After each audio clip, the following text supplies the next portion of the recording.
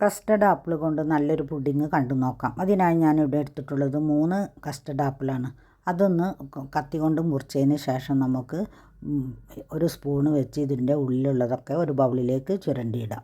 Pudding ഉണ്ടാക്കുന്ന പഴം നല്ലതുപോലെ പഴുത്തിരിക്കണം. ഇനി ഇതാ ഞാനിതുപോലെയാണ് ഉടച്ചെടുക്കുന്നത്. നിങ്ങൾക്ക് വേണമെന്നുണ്ടെങ്കിൽ മിക്സിയിലിട്ടൊന്ന് അടിച്ചെടുത്താലും മതി. അപ്പോൾ ഒരുപാട് ഉടഞ്ഞു പോകട്ടെ, അങ്ങനെയാണ് നല്ലത്. അപ്പോൾ തന്നെ കുരുകളെല്ലാം നല്ലതുപോലെ പുറത്തേക്ക് വന്ന് ഇനി ഒരു സ്പൂൺ വെച്ച കുരുകളൊക്കെ കളഞ്ഞ് മാറ്റി വെക്കാം.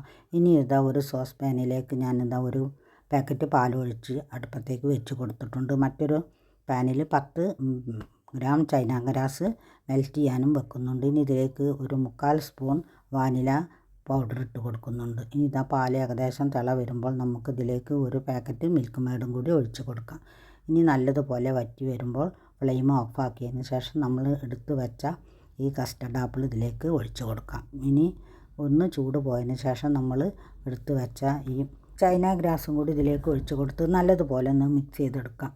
ഇനി നമുക്ക് ഏത് പാത്രത്തിലാണോ നമ്മുടെ പുഡിങ്ങിന് ഒഴിച്ച് കൊടുക്കുന്ന ആ പാത്രത്തിലേക്ക് ഒഴിച്ച് തണുത്ത് കഴിയുമ്പോൾ നമുക്ക് എടുത്ത് ഏത് ഷേപ്പിൽ വേണമെങ്കിലും മുറിച്ചെടുക്കാം. ഞാനിതിൻ്റെ മുകളിൽ കുറച്ച് അണ്ടിപ്പരിപ്പും കൂടി വെച്ച് കൊടുത്തിട്ടുണ്ടായിരുന്നു.